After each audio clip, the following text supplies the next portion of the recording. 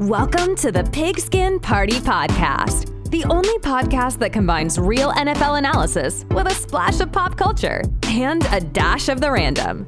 Let's get this Pigskin Party started with your hosts, Brian McFadden, Will Southard, and Tommy Yu. Welcome, everybody, to the PPP presented by Legit Football. My name is Brian. Please don't forget to subscribe, rate, and review wherever you're listening or watching this, and tell a friend so we can grow this Pigskin Party. I'm only joined by one co-host so far because Mr. Will Southard is on his way to yet another murdery hotel room. There's a chance he could be popping in. We're unsure. We will see. Maybe there'll be a surprise, but for now, it's just me and Mr. Tommy Yu. Tommy, how you feeling, dude? You know, I very much miss our resident Florida man. If you guys haven't heard the last couple of episodes, I don't know what's been happening. We're on this, same mental wavelength. I feel like it's driving Brian a little bit nuts. He's like, oh, no. You guys had the mind meld last week. It was really weird. It was freaking me out.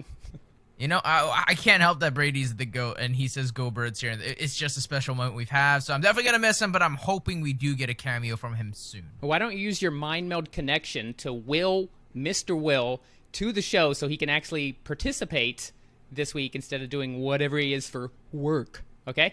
Deal? Don't worry. I have a quota to hit to cut you off and stop you from transitioning segments. Great. You're going to play the heel to interrupt all my perfectly planned transitions. You know what? Fine. That's what I'm used to, Tommy, so please do what makes me comfortable. No worries. All right. Let's go ahead and get the show started. We have two returning champions this week. That's right. Both of our guests are repeat guests of the PPP. First, we're going to bring in Miss Regina Wright, who is with the Undroppables. You can follow Regina on Twitter at She Talks Football, and she has the She Talks Football podcast dropping this week. That's right. Last time she was on, it was coming out, but it has been recorded. It is finished. It is going to drop. I'm so excited. Regina, welcome back to the PPP. Thank you. Hey, guys. Hey, everyone. I am super happy to be back. Super happy to talk about my boys. And we told you when you were on, we loved having you, and that when we would do the AFC North, you would be on. So it was a no-brainer to have you on. Regina, as a reminder, is a very, very diehard Ravens fan. Regina, are you ready to preview the AFC North today? Ready to go. Well, Regina, I'm excited for you to talk about how Lamar Jackson's going to win his second MVP award because I have him on my fantasy team. So, I mean, come on. Regina and I are on the same wavelength, too. He's on mine, too. I drafted him with my first pick in the Sky Fish Bowl. What? Yes, I'm riding with my QB. Let's go to the championship together. It will be beautiful. Let's go. So, speaking of Scott Fishbowl, our second repeat guest also is a member of the Scott Fishbowl 11. That is Sam Holt coming back. She is multiple shows, co-host of the Fantasy Debate with Sam and Tate, as well as One-on-One with Sam. You can follow her on Twitter at Samantha R. Holt. Sam, welcome back to the show. How you doing?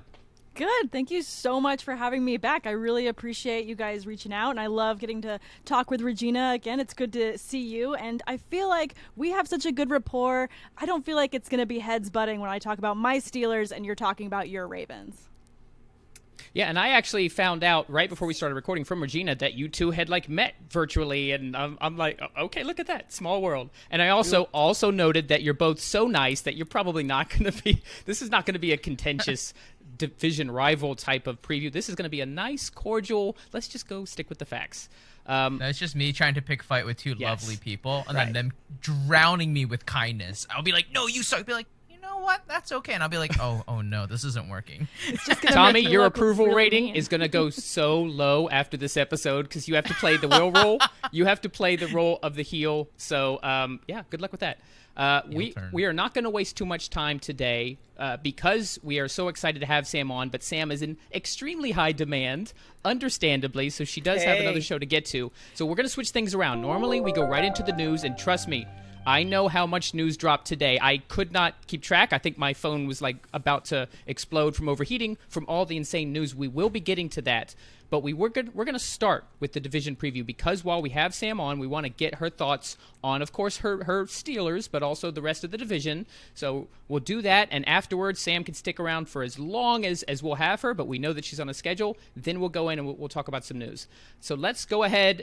Today's episode, as always, is presented by Legit Football. Legit Football, the top 5 NFL stories of the day, delivered direct to your inbox each morning for free. Go to legitfootball.com and subscribe, or look for a link in the episode description. So this is the third division that we've been previewing. As with the previous two, what we're going to do is we're going to go in order of the 2020 standings. So we are going to start with Sam. Remember, the Steelers actually won the division. Everybody tends to forget that, but the Steelers won the division. But they did. Followed by Regina's Ravens, and then the Browns and the Bengals. I'll go through each team. We'll talk about key losses, key additions, notable draft picks, and where Vegas has their win-loss total at as far as prediction.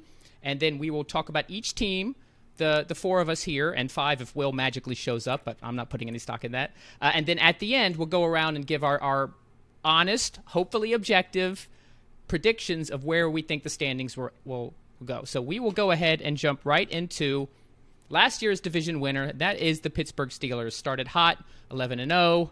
Things kind of got off the rails. They got destroyed by the Browns. I don't want to make Sam relive that too much. So let's just talk about what the 2021 team looks like. So key players re-signed. They did bring back Juju Smith-Schuster. I know that makes Sam happy as a huge Juju stan. Free safety Sean Davis and defensive line Tyson Alualu. Key additions, they did add an offensive tackle in Joe Haig, safety Miles Killebrew, and a center B.J. Finley. Key departures, they lost running back James Conner, who is now in Arizona, edge Bud Dupree, who signed with the Titans, and cornerback Mike Hilton.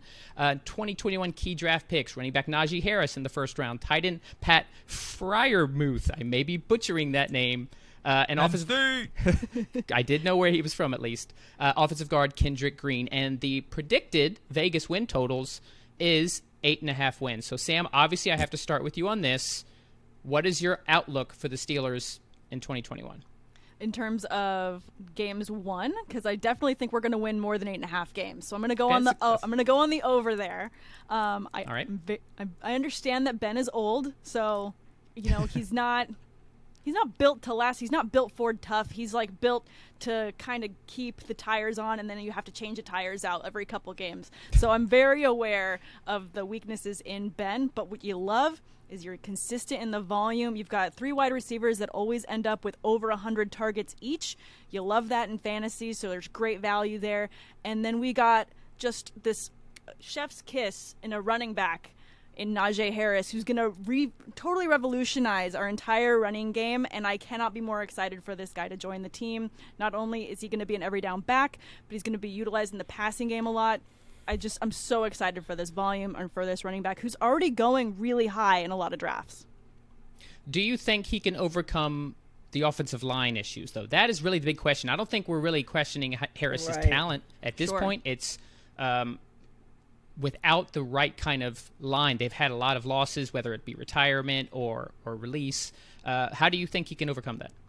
I think that you're going to overcome that with his speed and quickness. And also, I know that you're not super excited by a rookie tight end, but what I like about this guy, Pat Freiermuth, he's amazing in the blocking game. So if you actually look at a lot of his tape, there's a lot of really great blocking tape that he has and the ability to open up space for his backs. So he's not just going to be a tight end. He's going to be a big blocking tight end. So I'm not really getting him in deep tight end leagues because of that.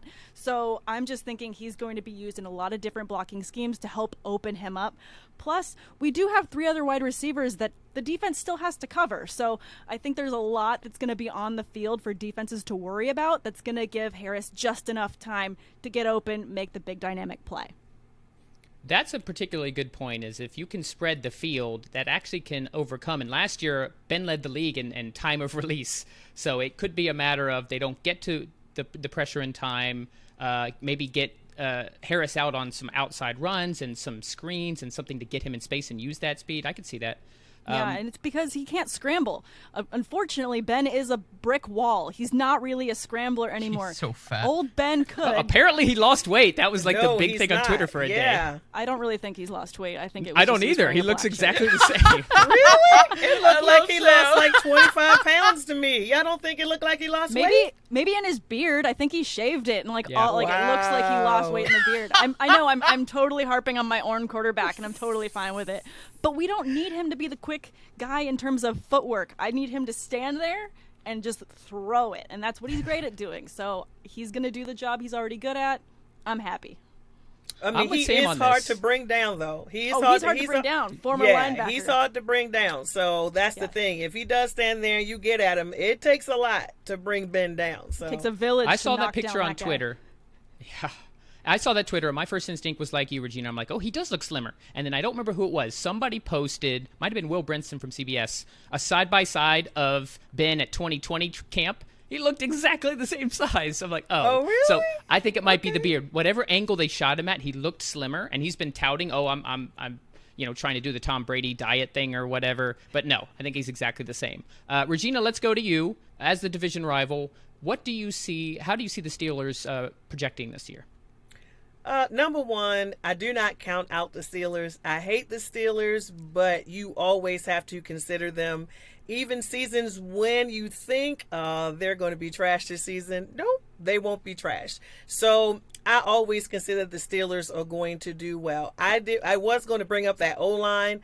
My whole philosophy around football is everything begins at the line of scrimmage. So I feel like if your O-line is messed up, it kind of doesn't make any difference what's going on out there to a certain extent unless you can overcome it. But as we saw last season, he was releasing the ball like so quick. Like, he was getting rid of it because he knew he couldn't do anything. So I'm expecting him to come back this season, releasing the ball quickly like that again.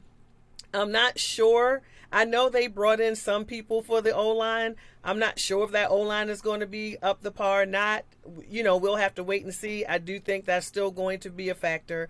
And losing Dupree, I think, on defense and some of the other defensive people, because that was a big part of their success last year. They did just sign Melvin Ingram. I don't have him on my list here. That just happened like 2 days ago. They surely did. Yes, they did. But a big part of them going 11-0 last year wasn't only because of offense.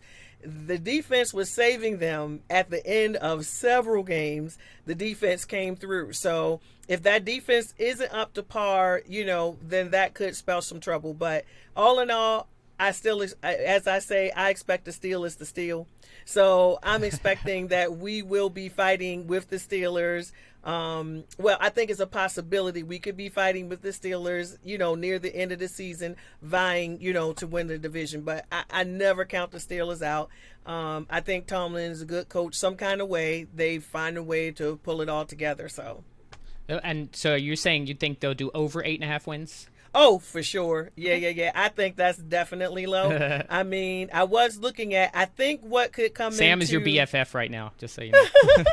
I think what could come into play is the uncommon opponents that we have. And I did actually look that up because I'm like, obviously we're playing the NFC North and the AFC West. And we'll probably have challenges, probably with the same teams. So I think it may come down to the uncommon opponents that could be a factor in who takes that division and who doesn't.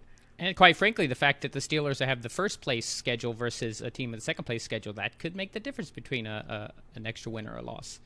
Tommy, let's get your take. What do you see the Steelers? What do you project them this year?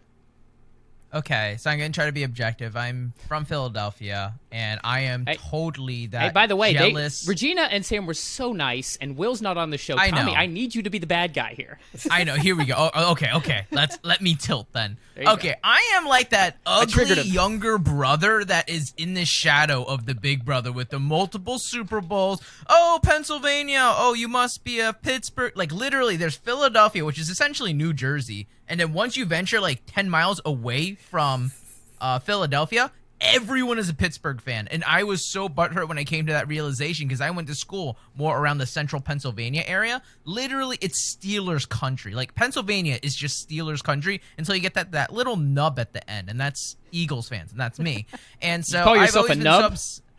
I mean, I am what I am. I know who I am. I can't lie about it anymore. All right. And I see it. But all I want to say is I hate the Steelers, but I will agree. The Steelers will absolutely win more than 8.5 games, and I have them down for 9. So, I mean, that's fair, right? It is over. But all I want to say is for everything that we mentioned before, I don't want to be repetitive. I completely agree with Regina. It starts with the offensive line game. It doesn't matter who you have. I mean, look at this.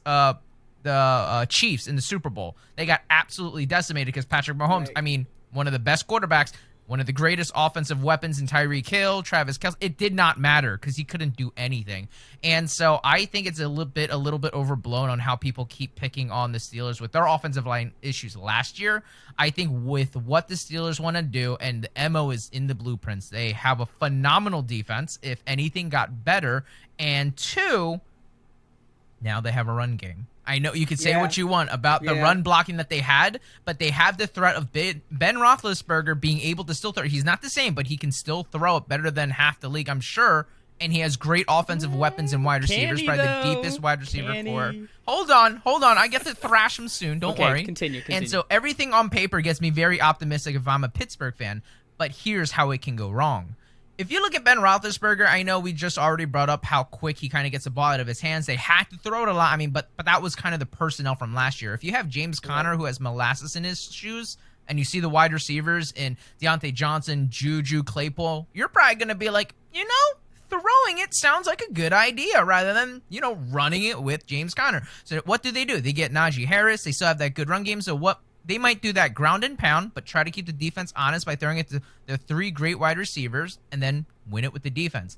But my concern is if you look at kind of the history with Ben Roethlisberger, or at least with the Steelers of recency, that boy airs it out like crazy. I mean, he's eclipsed 600 attempts multiple times, and last year included in 2020, he threw 608 times, 608 attempts. And the reason why I'm making this such a big deal is when you think of like the Kansas City Chiefs and how air happy they are and things like that with Mr. Patrick Mahomes, he has never surpassed over 600 attempts ever. And this even includes like that MVP season where he threw for over 5,000 yards. He only attempted it 580 times. So the reason I want to bring this context in is because if the Steelers, for whatever reason, let's say the run game isn't working, not being as effective, maybe some big plays happen against Pittsburgh, which has happened. I mean, Miles Sanders, one of his big runs was against Pittsburgh, and Miles Sanders was not very effective last year.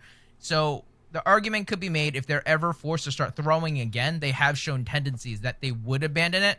But I don't think that is going to happen because Najee is just too darn good. So, unfortunately, I want to thrash the Steelers, but I don't want to spoil it with their win total being 9 in my book. That doesn't look too good in this division only because of how strong I think it's going to be. Well, I guess I will play the bad guy then. So I actually will pick the under here, and here's why. First of all, the Steelers have been one of the bottom 5 rush offenses for 3 seasons. It's not just last year. You love to Ever hear since it. Lev Bell left, defense is one of the hardest things to stay consistent with, whereas offense is. I don't think they're going to have a great running game. I don't believe in Big Ben, Sam. I'm sorry. I think the Steelers should have had a contingency place in earlier for an eventual successor. I don't think Mason Rudolph or Duck Hodges or Dwayne certainly Haskins. not Dwayne Haskins. I think we can all agree with that. So Sam with the jokes. I think I'm not saying they're going to be bottom. I don't think they're going to have 4 wins, but I think they could be like that 8 and 9. I just hate the way that sounds. 8 and 9, 17 games. But I think they'll be kind of right in there where the defense will keep them in some games. They've got some playmakers, but even their playmakers have had drop issues. I don't think Big Ben has much. The accuracy, I saw him very inaccurate, especially towards the end of the year. Didn't have the same velocity on the deep ball. They can do the short game all they want, but defenses will adjust. So I think Harris is great. I think he's going to have a tough time, especially as a rookie behind a really bad offensive line. I see them in the 7 to 8 win range. So let's move on. We're going to try to keep this thing tight and efficient because Sam only has so much time, and I want to hear her thoughts on all of these teams. We will go to the Baltimore Ravens next. Of course, we'll start with Regina on this. So key players re-signed. Inside linebacker Chris Board, outside linebacker Tyus Bowser, and tight end Nick Boyle. Great blocking tight end there. Wide receiver Sammy Watkins joins as a key addition, as well as tight end Josh Oliver and guard Kevin Zeitler. Great signing with Zeitler there. Key departures, wide receiver Willie Snead, Yannick Ngakwe, and defensive end Jihad Ward. And they did sign draft a wide receiver in the first round in Rashad Bateman out of Minnesota. Adafe Owe on the edge, and guard Ben Cleveland, who is already like a viral sensation. So their plus-minus win total prediction is 11 wins. Regina, tell me about your Ravens. So I actually think that's pretty good. I actually put 11 as my floor. I think that the floor is 11. I think that the ceiling is about 13 to be realistic. You also forgot to mention that we lost Judon to the Patriots. That's it, Matthew Judon. So yeah, both of our pass rushers. So I was very concerned I'm going to get about that. my whole research department. I'm going to fire them right now. So I was very concerned about. Actually, in my mind, we lost a lot of we always lose defensive players every year because we always have great defense, but I just thought we lost a lot this year. But with Owe and Brandon Stevens, and didn't you guys hear that Chandler Jones is looking for a new home? We did. I'm not. We're going to cover that in the news section. We're going to cover that in the news section. I know, but I'm saying if EDC. Eric DeCosta could make that work, I would really love to see I would like to see a veteran pass rusher. I really would. And I think that he would work out perfectly with Owe and the rest of that rookie not wide receiver pass rush. I think that could be a good influence. If not, who's the other guy I was looking at? It's another pass rusher out there, Houston. He could possibly work, but I would love to get Chandler. But back to that. So we improved greatly. Everybody knows, let's be honest, our weakness in my mind was on offense in terms of our passing game. And so we definitely need to improve. I think the piece that people, I think, get a little confused is because they think our passing game needed to improve by 40, 50, 60%. It does not. It does not. I believe we only needed our passing game to improve in terms of efficiency and accuracy somewhere around 15, 20%. Just so people, don't think, well, let's just go ahead and stack the box and block Lamar in, and so then he can't really get out and run. And who's he throwing the ball to? Because your wide receivers can't get open. And I'm going to take that. I'm going to be honest about it. But I think this year is a new year. I think with the addition of Rashad Bateman, as much as you're excited, Sam, about Najee, I'm just as excited, probably more, about Rashad Bateman. I think that dude is going to be our number one wide receiver. I like his size. I like his hands. I like his route running. I think he can be the replacement that we never got when we lost Anquan Bolden. And so I really feel like Rashad is... Yeah, I really think Rashad can be that. Like, I really have a lot of faith in him. And so I think with Rashad, with Sammy Watkins, who's, he's lost a step or two. He's not in his prime, but he absolutely, I think, can be serviceable. And then obviously we still have Mark Andrews, who's going to be doing his thing. Nick Boyle is back from being injured. We lost him, so he's back. And then you said we got Josh Oliver. So I'm looking for some 3 tight end receiver, sets again. Or, if we go on with our wide receivers, we now have Rashad, we got Sammy, we got Marquise Brown. Not sure what's going to go down with Boykin. Not sure what's going to go down with Devontae. No, his name is not Devontae. Duvernay? Duvernay. Yes, Duvernay. Yeah. Thank you, Duvernay. I'm sorry, Duvernay. Forgive me. So I'm not sure exactly what's going to go down there. He had some flashes last year, so I really would like to see more. I think our offense is going to get where it needs to get in terms of increasing our passing game. Obviously, the running game, we got that on lock with Gus and with JK, so not concerned about that. So I really think that we are going, and our OC, I think them bringing in T. Williams, to help with coaching our wide receivers. And I think also he's going to help create some pass plays and things. That's really going to get us where we need to go. We do know that Roman, he needs to change some things up. Like, just change up a few plays. Just, I think that's the thing people are going to look at this year is the offense that Roman runs. If they run into more trouble like they did at the beginning of last season, does he make adjustments? Right. I am going to move on to Sam now. I'm trying to keep this train rolling. Okay. Sam, how do you feel about the Ravens at 11 wins? I feel like that is a reasonable floor. I mean, to be honest, I think, and this is probably jumping ahead in your show notes, but I do think that the Ravens are going to be closest to winning the division outside of the Steelers if I had to make a guess. And then the Steelers would end up in a close second or getting the wild card. So what I love about them is their running game. As a big fantasy person, I could not be more happy with their running game, and that's what they're good at. They're constantly going to have this amazing running game. I completely agree, Regina. I don't think that the Ravens need to improve their receiving by 20-40%. I think like you nailed it when it's like a 15. You just need to button up the efficiency, and that's all you need. They don't need to make receiving happen. They've got Lamar, they've got their running game, they've got an amazing defense. They don't need to be doing all this extra stuff with receiving. So though I'm excited to hear how excited you are about Rashad Bateman, because I'm like, is it going to be the receiver we always wanted? I don't know. So I'm holding back, but knowing how excited you are, that makes me feel a bit better. I'm honestly hoping that Mark Andrews takes the step up that he had in 2019, because I feel like he was a better pass catcher for Lamar in the schemes that he needed than the other receivers were. So maybe we can meet in the middle. Maybe, Mark Andrews can take a step up and Bateman becomes the receiver you really want, and then everyone's happy. And then we all get along. There wasn't a huge drop. So if you look at the stats, I think Lamar had like 400 less passing yards, 4 less touchdowns, and 3 more interceptions. That's regression, sure, but that's not the bottom falling out. That's not Baker Mayfield, his rookie season to his second season, where he went from like 6 interceptions to like 20. So yeah, you really don't need a huge improvement to make a big difference. Tommy, succinctly, give me your thoughts on the Ravens for 2021. Oh, don't worry. I'll actually make this short. And I know I say it all the time and ramble, but this time I won't. I think Lamar is going to have a huge bounce-back season. And I know he left a lot of sour taste in a lot of people's mouth in fantasy because he had such a slow start and then he got hit with COVID. But if you look at his last couple of games, he kind of looked like MVP Lamar again. But as a I'm an outed Baltimore fan. It's maybe because Philly is close to Baltimore. I have a lot of Baltimore friends, and Lamar is just, I don't know, watching him makes me feel like a kid again. So it's a lot of fun.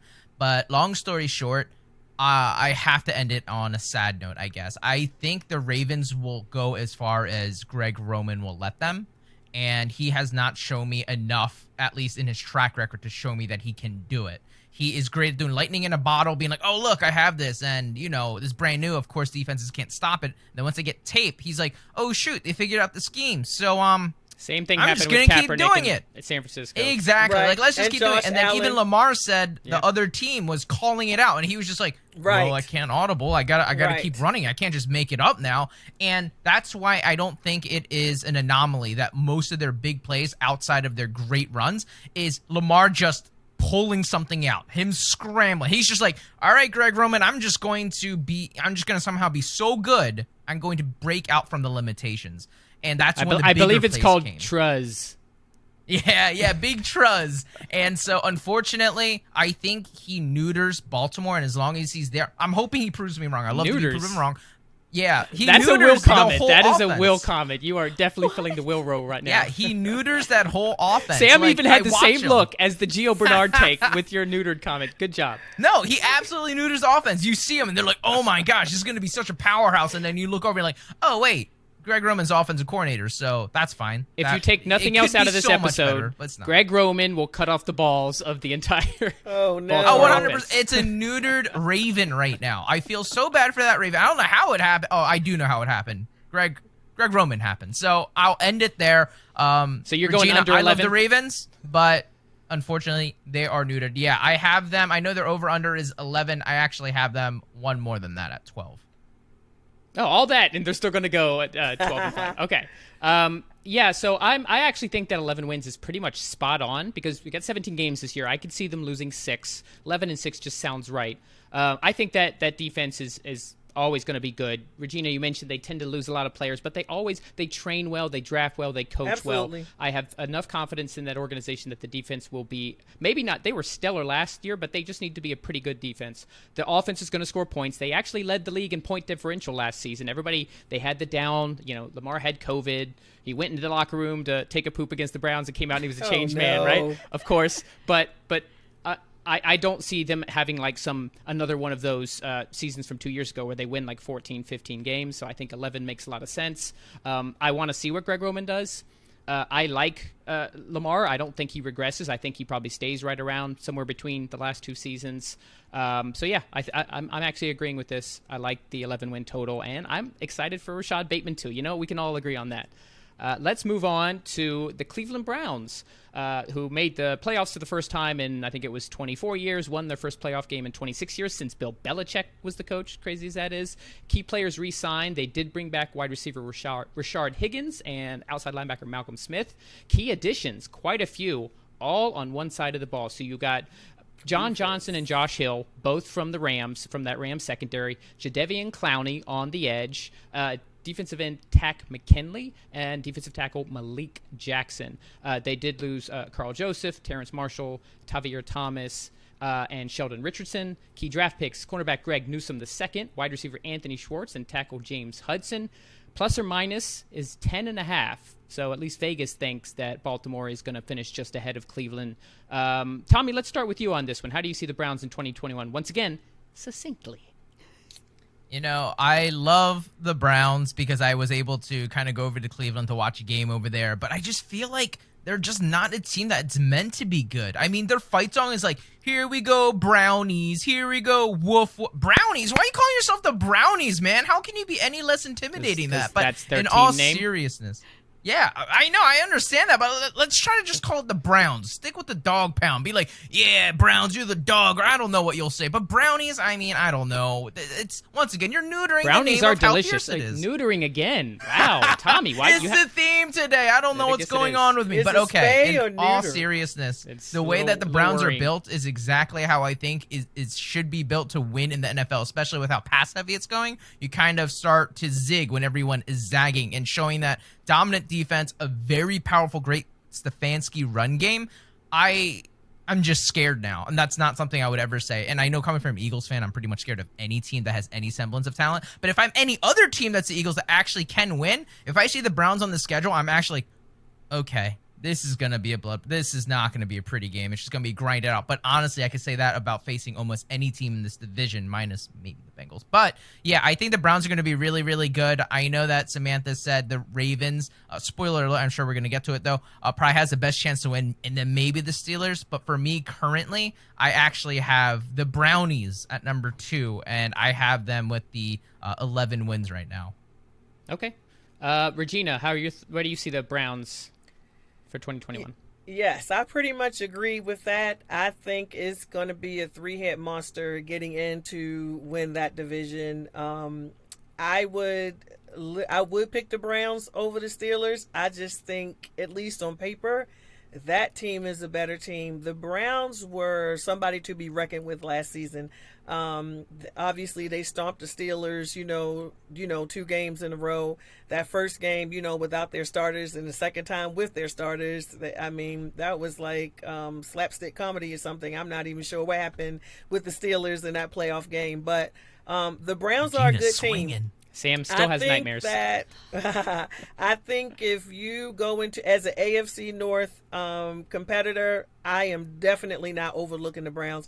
And even though we managed to beat those Browns, gave us a hard way to go. Actually, that game we played the Browns in December was actually my favorite game of the entire season. On both sides. I thought that game was just a great football game to watch.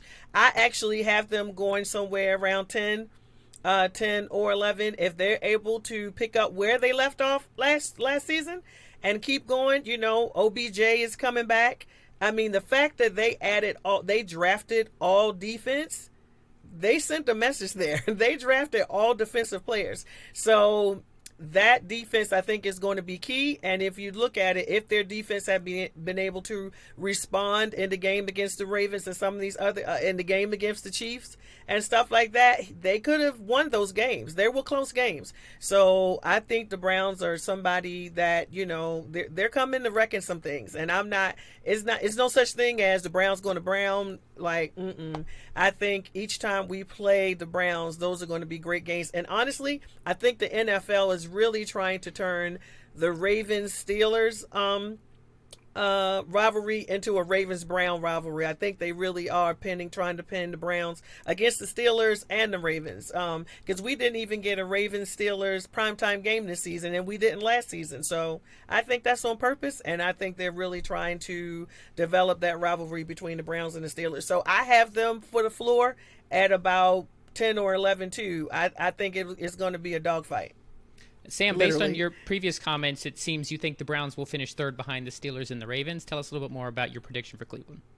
Yeah, it's going to be close. I'm really bad at math, so I'm trying to add things up as we're going. I'm like, wait, that doesn't make sense. No, Steelers are definitely going to finish second. It's just going to be close, and I think the Browns are, I agree, Regina, they're not someone that you can discount at all. And as soon as you do, they totally come back and bite you. But I think that outside of their defense, which is phenomenal, and they definitely have backed it up, it's going to be a really tough defense to face this year. I feel like I'm just still not fully all in on Baker. I know he put it together at the end of last season and was looking so much better, but I still feel like there's going to be some games when he throws an interception that's going to cost them a game. And I don't think it's going to be the defense's fault. I think it's going to be Baker's fault on every loss that they have. That would be what I'm banking on. So for me also, I wonder what they're going to do with their receiving game. Jarvis Landry's been their number one receiver the last 3 years. I know that everyone that is trying to draft Odell Beckham is saying, like, is it going to be his year to come back? I'm not don't touching think so. OBJ this year. No. He's burned me too many times. That's what everyone's been saying for like the past 4 years. Right? No, This it's is his the year. It's not his year. He's probably going to get traded. It would be smart to trade him. It would, capitalize on value, get someone else. They've still got tight ends that everyone's looking to draft and get into the mix. Donovan Peoples-Jones had a good game last year. Like, he other came people, on at the end of the season. Yep. Yeah. Other guys are far more going to get the looks than Odell. So for me, it's going to be, palms sweating, just like, I'm probably chew off all my nails every Browns game I have to watch against the Steelers because it's going to be close.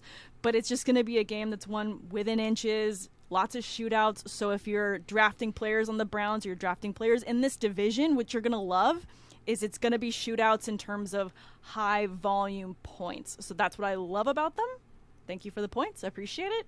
I just hope they have less wins. So I'm going to say 8. I'm going to go ballsy and say 8. Oh, wow. 8. That's a losing record in a 17-game To me, that just season. means that 8-9. Baker's going to mess it up, not the defense. The defense is going to be there to win the games. He's going to be there to lose them. Fair enough.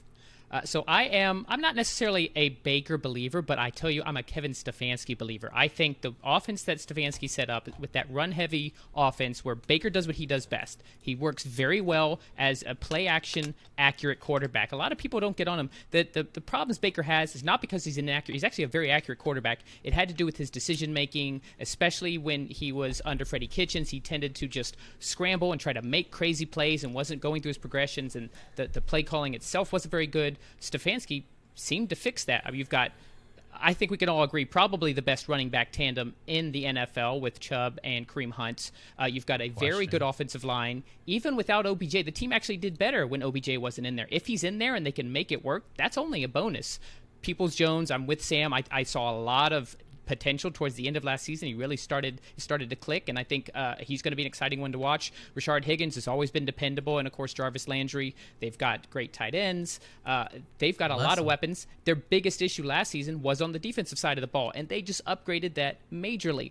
People say Clowney doesn't get the sacks, but he's actually usually number 1, 2, or 3 in pressures. He just, for some reason, has a thing with finishing, but he's always one of the most disruptive defensive ends, especially in the run game. So the defense has been upgraded. Stefanski, I think, has just been a revelation for that team. He maximizes that offense. I have Cleveland winning the division. I'm just going to go ahead now and say it. So I've got them definitely north of 10.5 wins. I'm going to put them 12, maybe 13 wins. So let's talk. Yeah.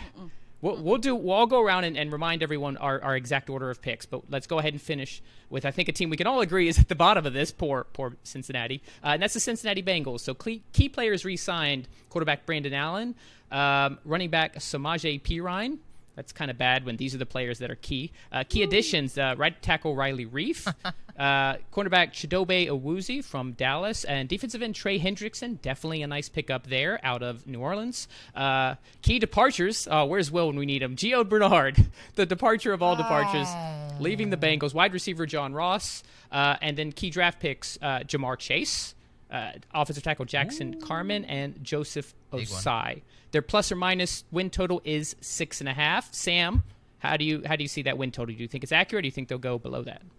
I think that's accurate. You're saying 6.5. I'm going to say 6. So I'll just confidently say 6. What I love about the Bengals is that they find crazy ways to lose. So as much as I love watching Joe Burrow and I love the volume that we're going to get out of him this season, I'm really high on him in Superflex leagues. Getting him as your second quarterback, I think, is an amazing floor for you. However, it's the Bengals, and the Bengals are going to bangle every time. So that's a team that we can all probably agree is going to stay at the number or go less in terms of their wins, just because they have so many missing parts. They're still not complete. We're talking about how the Browns have backed up all of their defense, and they still have a lot of weapons. We're talking about how the Ravens have an incredible defense, and they've got an amazing running game. The Steelers have amazing wide receivers, and they have a great defense. Do they have some weak spots? Sure, but the team with the most weak spots is the Bengals. So they're going to have to be in massive shootouts all season long, and I just don't see them putting together enough wins by the skin of their teeth, to really go past that 6-game mark. Maybe just because Burrow has it in him, but it's going to be really tough. Regina, how do you feel? Are you lining with Sam here? No, I'm actually going to disagree with both of you. I believe that the Bengals could possibly get 7, possibly 8. And I know that sounds crazy, right? But honestly, if you look at Joe Burrow, like that dude was burrowing down the field last season before he got hurt. Like he is now a verb. Yes, in 10 games, he had 2,600 plus yards. He had 13 touchdowns. His completion rate was 65%, as a rookie.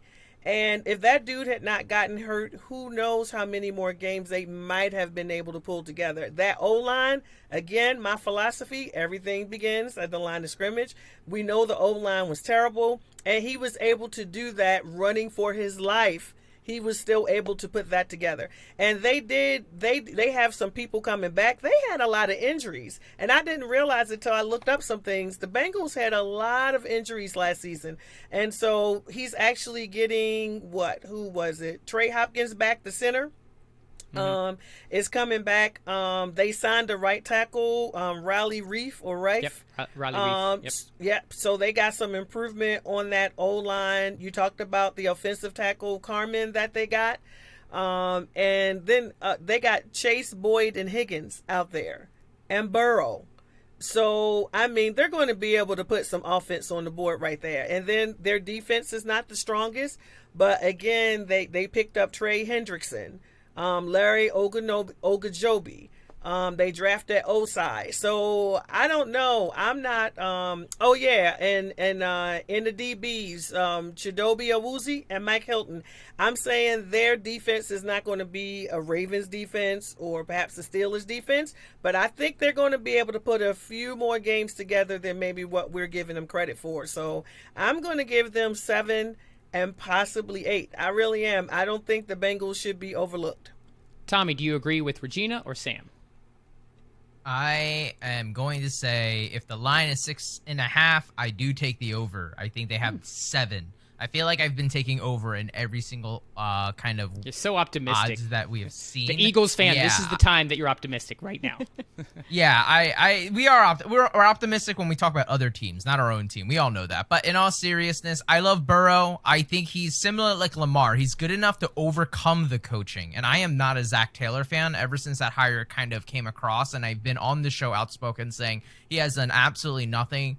Or he absolutely did nothing to kind of deserve a coaching position. And since his short tenure as a coach, still has proven to me so far he is not ready for that head coaching job. So the best case scenario for Cincinnati, unfortunately, is just kind of stink it up one more time, fire, Taylor, and then bring someone in. But right now, as long as Zach Taylor is the head coach, the Bengals will be known as the Bungles because they will bungle a lot of chances to win. Joe Burrow can only carry so much kind of thing. They do have a very fun offense that we're going to be watching. I think their defense is a little underrated, but overall, it's the coaching that they will have to overcome. And unlike Baltimore is just a well-oiled machine that even though they might be quote-unquote neutered, like I mentioned before, they're still so good to the point that they're a huge threat. But with the Bungles, when their team is not as good, I know Samantha did a fantastic job highlighting that there are holes. Now you accentuate it with a coach that I don't believe in, that I don't think is very good. That kind of, it makes it a little bit worse. Like the coach, in my opinion, the definition for coach is bringing the best out of your players and help them reach their maximum potential.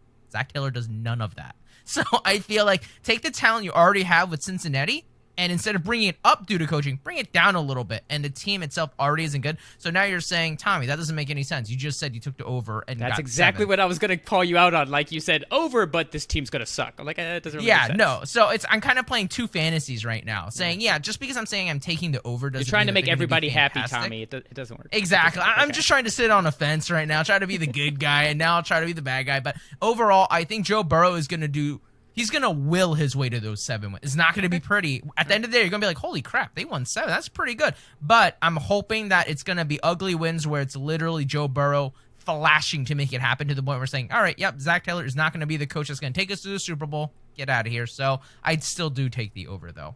Okay, so let's wrap this up quickly because I know Sam has to go. So for me, Cincinnati, I'm taking the under. I think it's around 5 wins, and it's because of that defense. I think the offense is going to be very fun to watch. They've got tons of weapons. Joe Burrow is absolutely a great quarterback, but that offensive line is going to have trouble protecting him. So as a recap, I've got Browns, Ravens, Steelers, Bengals. Sam, what is your prediction for the division? I think the Ravens are going to win the division. Not just because I really want Regina to be my best friend and us to like hang out. In the I don't blame you. I feel like we would have Everybody, a great time watching Regina's games awesome. together. Not going to lie. I think it'd be fun if we did like a live stream just like watching a game together. I think it'd be a lot of fun. I'd watch but I do Great think the idea. Ravens are going to – it's that running game for me and their insane defense. Defense wins championships. But then Steelers are going to be right behind him because our defense is also killer, and I just cannot wait to see this new running back with our team. And then I've got the Browns right behind the Steelers, maybe like a single game in between in terms of like difference. And then the Bengals definitely sitting at 6. They just have so many holes, and I think that when you put that much weight on someone so young like Burrow, he's got it. He's got the grit, but that's a lot of pressure, and I don't know that he's going to have everything he needs to be fully successful. So love watching the offense, but I definitely think they're going to lose a lot. Regina, quickly, go through your division predictions. Standings. Yes, so I also have the Ravens winning the division, but again, it's going to be close. It's going to be a horse race. It's going to be. They got like 3 she teams said, in maybe last about year. 1 game. Very good chance Yes. there'll be 3 teams in again this year. Right. So I still have the Ravens. Where we depart, and I'm sorry to say it, if the Browns are able to pick up where they left off, and that's a big if, and go further, I honestly think the Browns could slide into that second spot. But I still think the Steelers can get in on a wild card again because we could be 3 teams running into the playoffs again. So, but it's so close. It is so close, I think, between our 3 teams. And yes, the Bengals will be bringing up the end, but I think they're going to do better than what people give them credit for. Tommy, quickly, division standings. Division standings, I got Baltimore winning at 12-5. Not Cincinnati. Ooh, that was a close one. I got the Cleveland Browns at 11-6. Pittsburgh Steelers 9-8, and then Cincinnati Bengals at 7-10. I love you, Joe Burrow. I know you listen to this show. It's all with love. I promise. Huge fan of the PPP. Yeah. He's been texting me saying, "Yo, when's the next episode?" I was like, "Joe, how do you not know our schedule yet?" But overall, he will will that team to that 7. He got through his rehab by listening to our podcast. Just saying. Our optimism said, "Oh man, this day stinks, but at least I have the PPP pod." Exactly. Sam, any last words? I know you got to go. Tell us some parting words of wisdom. Well, what I love is being a part of a division that, iron sharpens iron in terms of grit. This division is stacked, and anyone that tries to, compare divisions, no, get off my lawn. This is the division where it is that nothing NFC but West? fire. Yes. No. This is the division to be in. This is the competition. Say it, Sam. This is all weird the way to say fantasy points NFC you could East, ever but want. okay. Yeah. Sorry? He No, was a bad describing Eagles the joke. NFC East, the greatest going, Sam. division Keep going. of They're all talking time. nonsense. It Keep always going, comes to Sam. the last week of the season. You never know who's gonna win. So, it's the best, right? No, it's the worst. It's so boring. Yes.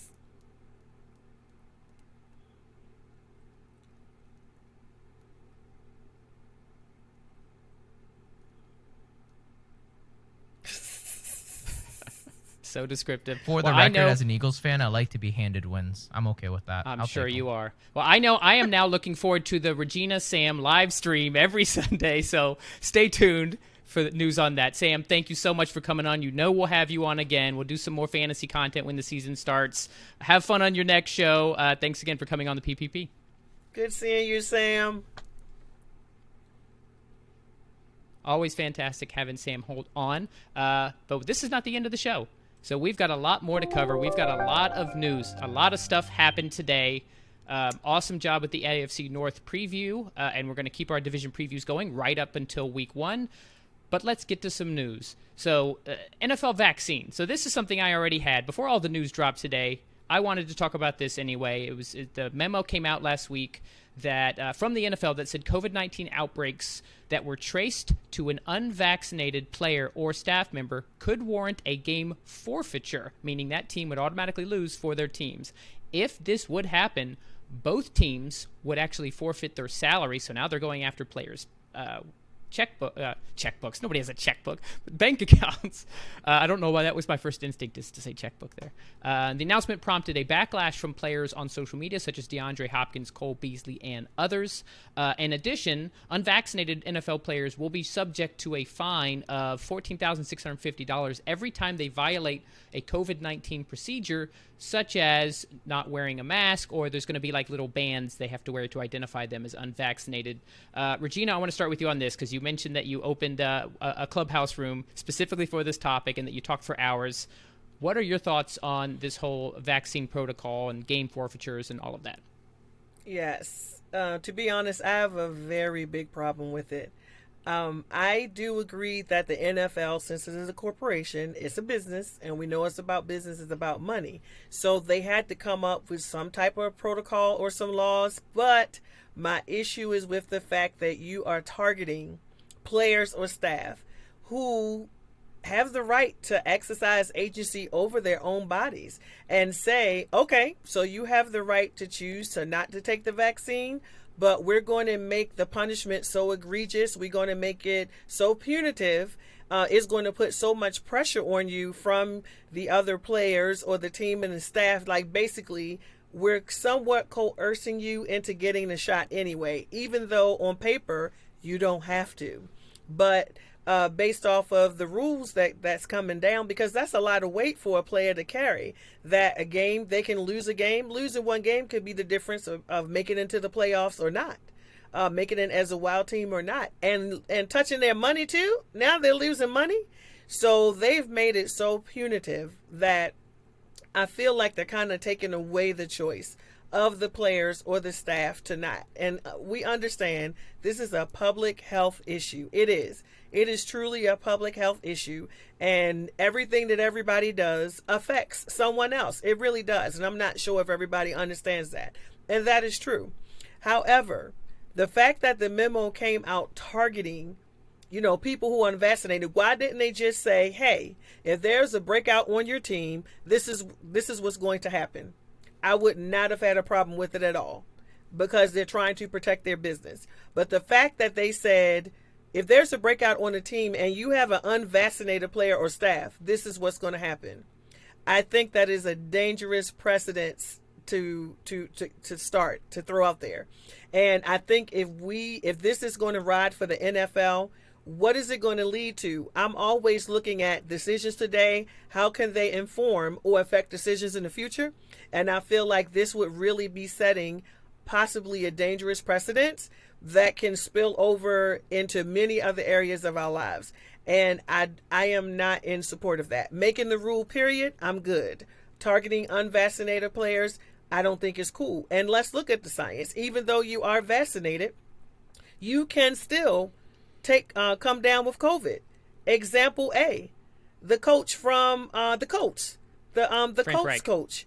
Yes, he is positive for COVID, even though he's fully vaccinated. If this had been during the regular season, he could have exposed the other players and they could have had an outbreak. But because he was fully vaccinated, then you're not going to suffer the consequences. But just because a player chooses to, like I said, have agency over their own body and not get vaccinated, then you should have all of these issues. I have an issue with that. I really do.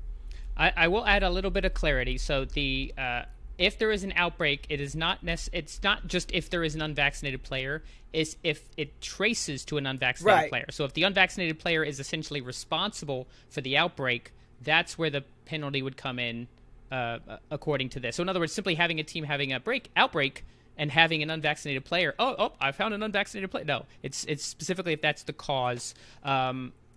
I'll give my thoughts on this, and then we'll turn it over to Tommy on this. So your points are all very valid, Regina. I do understand this. I'm personally err on the side of an employer can choose to do what's in the best interest of that business.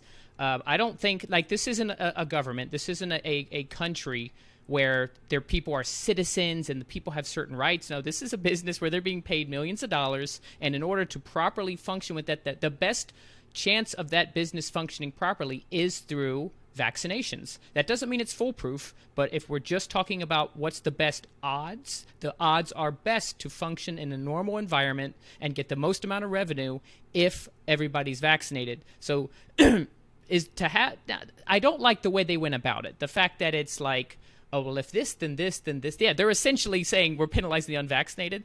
I would have rather them honestly just saying, hey, it's a mandate. You guys got to do it. Like, I don't like the subterfuge, if that's a word that works here. Like, it seems like either just make it mandatory or don't. Like, why are you going to say it's not mandatory, but we're kind of find ways to make it mandatory. I don't like the sneakiness of it, but having an organization that's not a government, governments are completely different. Like, I don't think, but having an organization, a business that decides that its employees that get paid millions of dollars and its revenue, which is billions of dollars, are dependent on the best chances of having mainly or fully vaccinated teams, I can kind of see why they would do something like this. Tommy, what are your thoughts on the vaccine issue?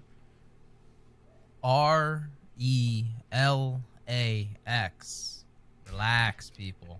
This is the NFL we're talking about. The most money-hungry organization of all times. The NFL is never going to cancel a game unless it's 100% unavoidable. I think the oil industry would argue with you for most ever, but okay. Yeah, it's never going to be the case. Everyone got excited about the memo coming out and things like that, and how they're going to force teams to hold their players accountable, not risk forfeits, but they completely overlooked a huge if in the statement. And the NFL, pretty much what it came out to say is their commitment is not to extend the season just to make up games. And I really doubt it would ever come to that point. So for me, and I guess maybe it's just I'm trying to think cynically, the NFL will not ever cancel a game, because just think of how much revenue they're losing out. Think of how much of X, Y, and Z, concessions, tickets, viewers. There's commercial. There's so many things that are there where people just see this memo. And of course, I think it's a clickbait generation era that we're living in. Brian, you've heard me complain about the media enough because that's what I went to school for. I was part of the media. Now I'm like, oh, you live long enough to see yourself become the villain. That's essentially what has happened. Everyone sees a clickbait. They say, oh, now then. No. The NFL will do everything in its power. By the way, Tommy, nice Dark Knight reference. I'm impressed. I am just feeling it. Will would be so proud of me. But no, all I'm saying is it's a non-story. I understand that but I do completely agree with both of you. The way they executed it was bungled, if you will. They didn't do it correctly at all, because it's almost like they're antagonizing and attacking people. But in a way, I don't want to get political, but I am going to right now, it's almost a perfect microcosm of the whole United States right now.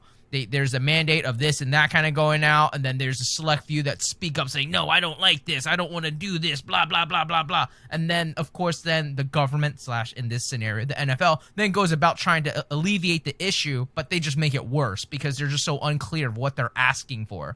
And they're, once again, are the vocal minority that speak up, get all upset. So it's kind of funny because it's almost like looking at that microcosm. But long story short, just like Aaron Rodgers said before, relax. It'll be okay. I don't think any games will be forfeited. And Anthony, you can clip this up. If a game does end up being completely forfeited, I will do something silly, and then we'll leave that up to social media to pick my punishment. That is dangerous to just leave that open. I know. I said it, and I'll hold it to it. It said it. You have to be held to it. All it's right. On air. Can I add one thing? Can I add just one thing? Sure, please. I want to understand why they could not just say, for any players that are unvaccinated, you must stay in the full protocol, meaning you're going to get tested every day. You have to stay isolated or quarantined from your family, or your whole family will need to be quarantined. You can't attend any social events, go to any social gatherings. Like, basically, you'll just be living your life for football, going to the games, going to work out, and going back to wherever you are quarantining, and you're going to get tested every day. But just so, because this is what you did last year, and if I'm not mistaken, the times where there were breakouts was because people were breaking the protocol and not wearing the mask or slipping out, going to places that they were not supposed to go, i.e., the very thing that we suffered with the Baltimore Ravens team with our strength and conditioning coach that broke the protocol, went to a wedding and some other events, and kept coming back to the facility, was not wearing his mask consistently around the facility, and then once he started developing symptoms, did not report the symptoms and kept on coming to work. Like, that literally did not make sense. So I'm trying to understand, why could they not have, hey, if you're vaccinated, although I feel like if you're vaccinated, you still should be wearing masks and following the protocol. But that's neither here nor there. If you're vaccinated, you're free. If you're not vaccinated, you must stay in the protocol throughout this entire season. And we're going to keep testing you. Because here's the thing. The coach that got tested and came up positive, they're only testing vaccinated people once a week. Which every 2 means weeks, he's been every around 14 people. days.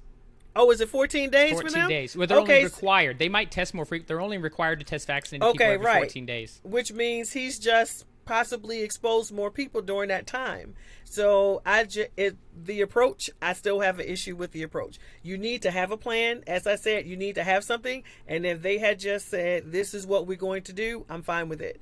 But the attacking the unvaccinated, I just think that there are other options that they could have taken. So, okay.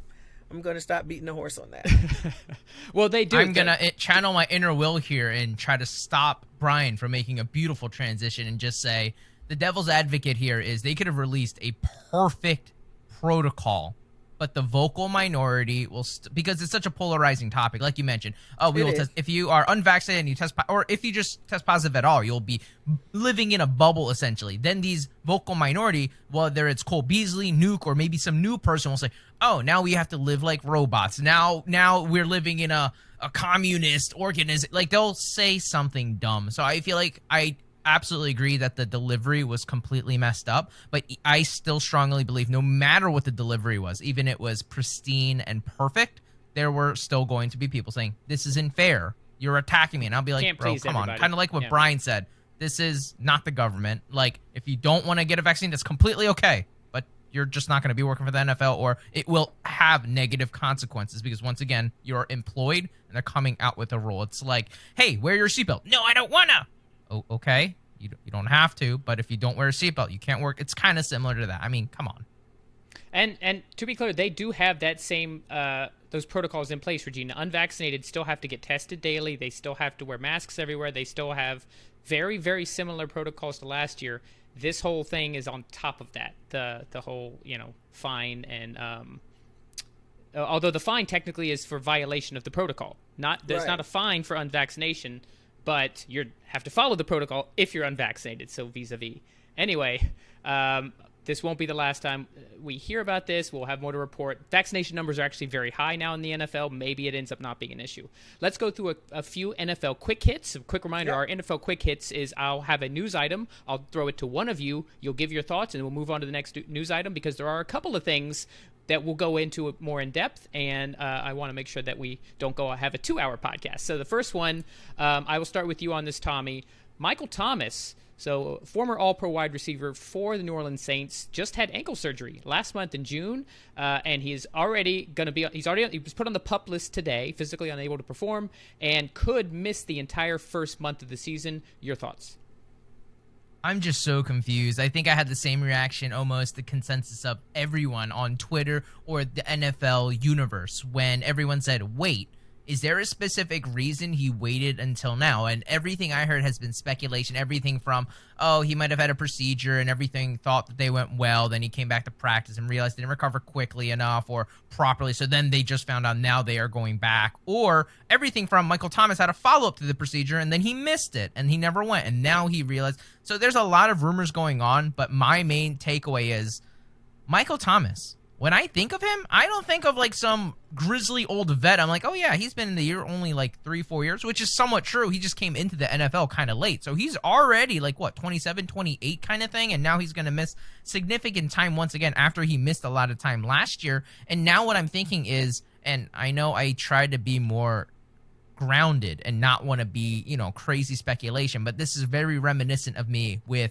Antonio Brown. And don't hear what I'm not saying. I'm not saying he's going crazy, but Antonio Brown, when I was watching, I said, this is a generational time. He's breaking all these records. He's unbelievable. And then he just fell off a cliff. Then the whole Raiders thing, and then his production literally just stopped.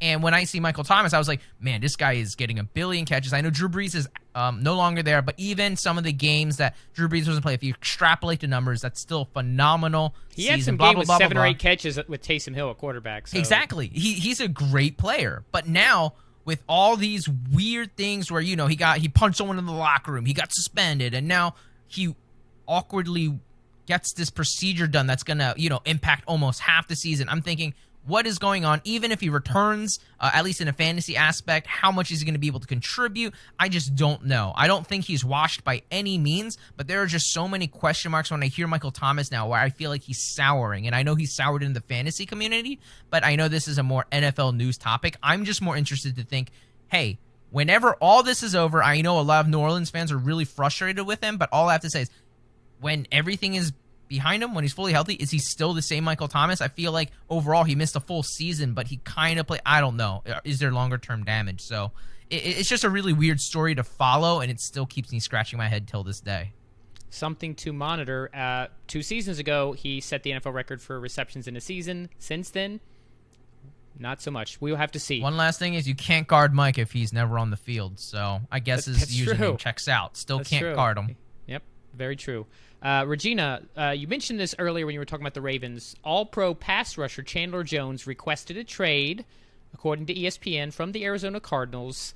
I know you would like him to go to Baltimore. What are your thoughts on Chandler Jones, the situation there? It's interesting. I feel like in terms of that contract, I think it's because, Arizona brought a lot of people in, and they brought in people on defense. You got J.J. Watt and some other people that they brought in who got their contracts, and then some players, I forget a couple of them, that they still have to re-sign. But it's like, I think he's just been over there like, hey, what about me? When you going to do my contract? And I think he's just not happy the way things have progressed as far as getting his contract done. And he was like, I don't want to deal with this anymore. Let me go someplace else. And, I mean, who knows if he's actually going to get traded? But I would love to see him in the Ravens. That would be perfect for us to get that veteran pass rusher. Like, that would be wonderful to work alongside the rookies that we have. But I heard he's asking for actually like a full contract. See, I thought he can just go someplace for 1 year because, all these players are signing 1-year contracts because they're going to be all this money next year with the free fall of money from the television stations to the NFL. So it's like, okay, let me just do this 1 year and then I can negotiate and get my big contracts next year. But apparently, from what I've read, he's actually looking to get a full contract. And I think Arizona is looking for like 2nd-round picks plus, like multiple, like high picks plus personnel. So they're asking an awful lot. So I'm not sure how that's going to work out. There are a number of teams that can use him. But I think we definitely could, if not us. I'm wondering if the Chiefs would be interested in him. Would not want to see him go to the Chiefs. No. But at all. But I think they can possibly, and it's a number of teams who could use, a pass rush like what Chandler Jones is bringing. So this is a guy who led the NFL in sacks 2 seasons ago, and has been, except for the injury last year, has been one of the best pass rushers over the 3 to 4 years. So this is a get and a huge loss for the Cardinals. So this next bit of news dropped first thing this morning, and would normally be the kind of thing that we talk about for 15 minutes on our podcast. Except the news that's going to come after that is even bigger. But we need to discuss this. Tommy, I'll start with you on this. Deshaun Watson went to training camp. We haven't talked a lot about him because of all the legal situation with more than 20 women who have accused him of sexual assault. We did a number of episodes back when he first requested a trade earlier in the offseason. But there hasn't even been speculation. Will he show up to camp? Will he not? There just hasn't been much talk, but he did. He reported to training camp. By all reports, was very nice and cordial, but still made it clear that he does not want to be on the Houston Texans. His representation said he still wants to trade, that he wants to trade, and this was really done to avoid the mandatory $50,000 a day fine. But what I want your thoughts on, Tommy, is the next bit of news after that, and we're not even talking about the Rodgers news. That's next. Later in the morning, it came out that the Texans are now officially listening to trade offers, and it's going to start with 3 firsts as well as starting caliber players. But I saw something like 5 draft picks overall. I mean, it's huge. And this is, yes, Watson is one of the best quarterbacks in the NFL, no question. But this is a guy with a lot of uncertainty off the field. None of this stuff has been resolved yet. I saw a headline that there was like 10 of these have actually been reported to the police. It's not just civil. There's no criminal cases yet, but there is at least police involvement. Is this the right time for Houston to be seeking a trade for Deshaun Watson? That's a fantastic question, because I understand they could say, we want this, we want that. Now we're open for business, but I'd be very hard pressed to believe that a lot of NFL organizations, especially GMs who are in charge of the future of the team that they are managing. We have a cat sighting. Oh yeah, I know, he's jumping all over the place. We're going to be on YouTube. We have to acknowledge when your cat literally walks in front of the camera. Mango is very passionate about what's going on. Yeah, Mango's passionate because there's been a lot of links with Deshaun Watson gets Mango up and passionate. Yeah, he's just like, oh, wait, is this true? But no, long story short, I find it very difficult to believe that a general manager of an NFL franchise is seeing what's happening with Washington. I know right now it's allegations. You just don't know where it's going. I heard everything from, he's just going to pay them all off and he's not going to miss a single game, to, it's he's going to be over 20 allegations. It's not like, there's a couple allegations. I mean, exactly. And nothing has been resolved. This thing could take forever to get resolved. Exactly. And so I feel like you inherit so much risk. The talent is undeniable, but the situation cannot be any more ambiguous. And so for me, it's hard pressed for me as a fan to believe that these GMs who know infinite more knowledge than I do will say, you know what? I want a piece of that. Let's give them everything we got because I want a piece of that. Once again, talent undeniable, but the situation's a little bit too risky. And I just smiled a little bit when you're saying everything that they demanded, not because of the crazy 3 firsts, but maybe 5 draft picks in total. I was laughing because it's starting caliber players. Have you seen Houston's roster? I mean, like, what really means starting caliber? I feel like someone's string on another string long snapper would be like, oh yeah, I mean, I guess I could play tight end for this team or something. I've never played this position before, but maybe I'll be the best. But long story short, what really is going to happen is a team with they're going to just send a package of 8 running backs over to Houston, and they're going to be like, oh yeah, we want this, because as we have seen, they love running backs on that roster. But in all seriousness, I just don't see it happening. I feel like they're just saying things to try to stay relevant and try to put a little bit of kind of sweep under the rug the allegations. But all right, let's just talk about how Deshaun is unhappy in Houston, not the 20+ allegations. Regina, what do you make of the timing of this? Like, that's the biggest question I like. Why does Houston think that this was the right moment? Like, nothing is any different than it was 2 months ago. Oh, training camp start. Let's go ahead and shop Deshaun, see what we can get. Like, why? That just, once again, you know what? It shouldn't surprise me because it's Houston. But it's just yet another thing that they do, which makes absolutely no sense as an organization. This is truly, like, Philadelphia seems like the beacon of strong organizational in comparison to this. So what do you make of the timing with this? Is this just a horrible, like, why? Tell me, Regina. I just really can't. It's super weird, dude. It just literally came out of nowhere. It's like you don't hear peep about Deshaun Watson, and then all of a sudden, a couple days ago, here are these Twitters starting out there and the conversation about trades, and it's like, wait, what? I was like, I mean, well, where are we with the investigation? Like, what happened? Like, what's going on? We literally haven't heard anything in weeks, so I have no explanation for the timing of this. It is super, super weird. I mean, he showed up, so, like Marshawn, so, I'm just here so I won't get fined. And so I understand that because, why kick out the money and you don't have to? But I have no idea what that dumpster fire is going on down in Texas. Like, it is super, super weird. And, like, I mean, I don't think it's any chance this dude sees a field this season. No, even he if, let's say, yeah. even if stuff miraculously goes away, kind of, sort of. I think he's going to be punished in some way just for optics alone. They're going to have to, put him on a commissioner's exemption list, suspend him a whole bunch of games. It could be a year. So I don't know. It's just super weird. I know some people did draft him, though. Some people drafted Deshaun Watson onto their teams, but I have no idea why they're doing what they're. It's just weird. Yeah, that's just when you think the Houston organization can't do things worse, they surprise you. They're like, hold my beer, let me show you. So like I said, normally that would have been the big news of the day, and we would probably discuss it for another 5 to 10 minutes. But no, then all of a sudden, so back up a little bit. Davante Adams, a few days ago, called off long-term contract talks with the Packers. Right after that, right, in synchronization, both Adams and Aaron Rodgers posted identical Instagram stories showing Michael Jordan and Scottie Pippen from The Last Dance. No explanation, just they were on at the exact same time, and of course that was all over social media. But then today, Adam Schefter reported that Green Bay and Aaron Rodgers are in fact close to an agreement that would keep the quarterback on the Packers for at least 2021.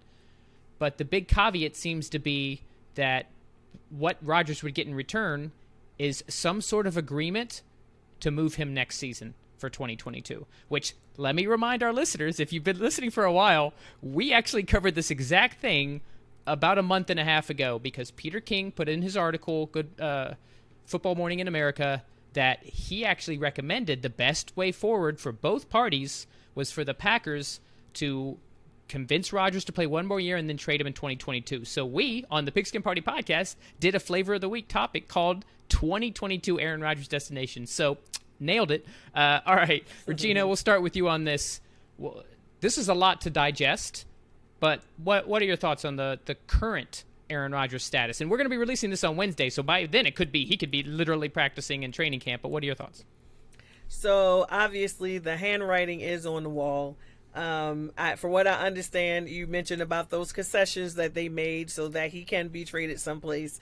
It almost seems like this was a soap opera, like a literal NFL soap opera, just to keep us engaged. It did give us something to talk about for months. Right. Literally all season. It started off with Russell Wilson and him wanting to quote unquote be traded. Oh yeah, remember that? That lasted a hot minute. Right. Then Deshaun wanted to be traded, and then Aaron Rodgers wanted to be traded. And I almost feel like they literally created in real life soap opera for just to give us something to talk about. And we did. We talked about it all summer long, all three of them. So I feel like Aaron probably has some actual valid concerns about things that were going on there. And I'm not surprised. At first I was like, oh my gosh, Aaron Rodgers is not going to play again. And I'm like, he's falling back into that thing. I actually had looked up the stats, and the last three quarterbacks only played 16 seasons rather, for Green Bay. And so he would have been the third one to only play 16, but now he's breaking it because allegedly he's going to be here for this 17th season. So about a month ago or so, I was like, oh, he's going to play, because just little bits and pieces started coming out, like sources closest to Aaron or his friends or somebody said, they might be able to work something out. So I was like, okay, he's going to actually go ahead and play. Now, as Shailene Woodley was a source at one point. It's like, oh, Shailene right. Woodley and Shailene Woodley's mom, and come on. As a Ravens fan, as a football fan, it would have been sad not to see Aaron out there as a football fan. As a Ravens fan, I would have been ecstatic because we are playing the NFC North, and I predict that definitely is going to be one of the tougher games. And without him at the helm, yeah, we probably could have just smashed them. But I'm glad that he's going to be back. It's crazy. He's coming off an MVP year. I know he would like to get another Super Bowl. And just as a football fan, you want to see Aaron Rodgers out there. So he'll be playing. We know he'll be playing. It's going to be an interesting season. I think it was a soap opera. The dude used his leverage. He used his leverage. I am always going to be for players exercising agency. It would be some rare occasions when I might say, okay, wait a minute, you went too far. You did too much. But for the most part, I'm going to side with the players for exercising agency and having some control over their lives. I feel like, the NFL, they get these contracts from these teams, and it's like they don't have to be held. They can just cut you at any time. But then players are expected to be held to these contracts. So I'm always going to side with the players. Get what you want. It's a different day. It's a different day than what it used to be. And these players are going to be trying to get what they want, go where they want to play. Like, I hope it becomes like the NBA. Y'all going to hate this format for this. And they get to go and play where they want to play. I'm not mad at it. Tommy, you've kind of been on the Aaron Rodgers is going to be in Green Bay train, and it appears to be proven right here, even if it's only for the next year. What are your thoughts on the latest on Aaron Rodgers? Let's try to do this right. Toot toot. That's me tooting my own horn, because the entire time I said it makes absolutely no sense for Aaron Rodgers not to play. And if you actually kind of look at everything Aaron Rodgers has said, of course, everyone says he's being super cryptic and stuff. Everyone speculated, he's going to retire and just host Jeopardy. That's like a fact now. At no point has Aaron Rodgers ever really said he was going to retire. In fact, actually, the complete opposite. He said, I want to play until like I'm 40 plus kind of thing. But then everyone's like, oh no, he's actually going to retire.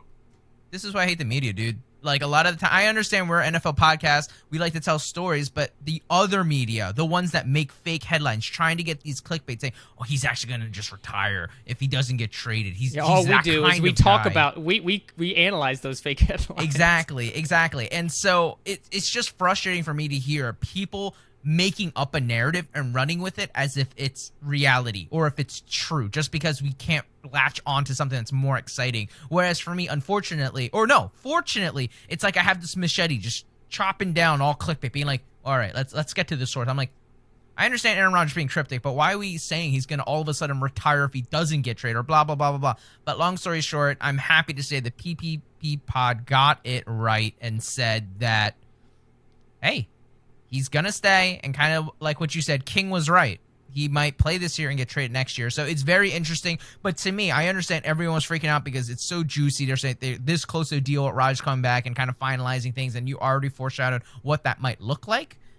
I believe that it wasn't news. For me, it is news. I understand that. But for me personally, I was like, this is any other day for me, because this is what I already assumed was happening. But some people that were somehow convincing themselves that he was going to go over to Denver or something like that, they're probably look at Brian. This is where Will would say, yeah, and they decided not to draft Justin Fields. Yeah, that was a really dumb mistake. Don't worry, Will, I got you. That was a horrible mistake, thinking, oh no, this getting Aaron Rodgers thing is a lock. So always here in spirit, even when he's not. He is. So unfortunately for Denver, it looks like Rodgers is going to stay, and I just love how beautiful that kind of symbolic picture that you mentioned with Devontae Adams and things like that, kind of posting the Last Dance picture. So, hey, if this is the last year of Aaron Rodgers in Green Bay, I'm sure he's going to want to go out with a bang, and I'm really excited to see how the season unfolds. One thing's for sure, if this plays out the way it's looking like it will play out, this podcast will cover a lot of Aaron Rodgers speculation again this time next year. I'm sure Regina will as well on She Talks Football. So let's go ahead and wrap it up. This has been a nice, long, but amazing episode. Quick reminder that we are going to be running some DFS fantasy leagues for the Pigskin Party podcast. We're going to have 2 different leagues. We're going to really start promoting it on social media and get a little bit more details on that in August. Regina, I don't know if you've done daily fantasy before, but you're more than welcome to join. We will have a weekly DFS league. It's free to enter with one of Will's Flavor of the Week meme hats every single week, plus additional prizes and a season-long league as well. If you want information on that now or express your interest, email us at pigskinpartypodcast@gmail.com or reach out to us on social media. We can always be reached on Twitter at official PP Pod. You can watch this on YouTube, so you can see Tommy's cat Mango walk in front of his camera a handful of times, and you can see all of Regina's glorious Ravens memorabilia behind her. You can reach out to us and check out our stuff on Instagram, Facebook, and TikTok. Join our Discord community with the link in the episode description, and don't forget to check out Legit Football, legitfootball.com, and you can look for a link in the episode description for that as well. Regina, thank you so much for coming on. You want to tell us a little bit more about She Talks Football and when and where people can listen to it? Absolutely. Thank you so much. So yes, my podcast will finally, the first epi will be out there on Wednesday. She Talks Football. It is the Divided We Stand, where we are looking at, we have fans actually to rep all the teams in the division to face off. And so that's the first epi coming out. It'll be on the Undroppables. That's how I have to say it. I am on the Undroppables platform. I'm on their platform, so it will be on the Undroppables platform. It'll also be on my She Talks Football YouTube page. And in terms of the video, and for the audio, you'll be able to listen to that on iTunes, Spotify, and what other sources you use to listen to your podcast. Also, I do host a Clubhouse room every Wednesday night at 8 p.m. That's actually called She Loves Football. And I've so popped you're in there welcome before. to come there. It is Yes. awesome. Great football talk. And we're actually doing a couple leagues out of my Clubhouse room. We're going to do a best ball league. We're going to do a best ball league, and we're going to do a lineup showdown. I might be interested in a best ball league. I've never done one, and it doesn't take much maintenance. And I've got so many leagues that I'm like, if there's any league I can still squeeze in, it's best ball. So let me know if you got a spot open, Regina. Yeah, well, we definitely do. Yeah, Awesome, so just hit me up on Twitter at She Talks Football. You can DM me there, anyone that's interested, and I'll look forward to hearing from everyone, getting their feedback. Thank you so much for having me on again. Love you guys. Love being on here. Always great conversation. Well, thank you, and you know this won't be the last time we have you on, Regina. Thanks so much. Definitely check out her podcast, She Talks Football, and stay tuned for the next time Regina is on the show. Tommy, thanks for filling in 2 roles as you had a little Will flavor in addition to doing your normal Tommy stuff. Thank you all so much for listening. We've done a great job. We've seen a lot of growth as far as regular listeners. We really appreciate every single one of you. Make sure to stick around and stay tuned for the flavor of the week. He's the GOAT. Thanks for tuning in to this episode of the Pigskin Party Podcast. If you're enjoying the show, please feel free to rate, subscribe, and leave a review wherever you listen to your podcasts. We really appreciate that effort. We'll catch you in the next Pigskin Party.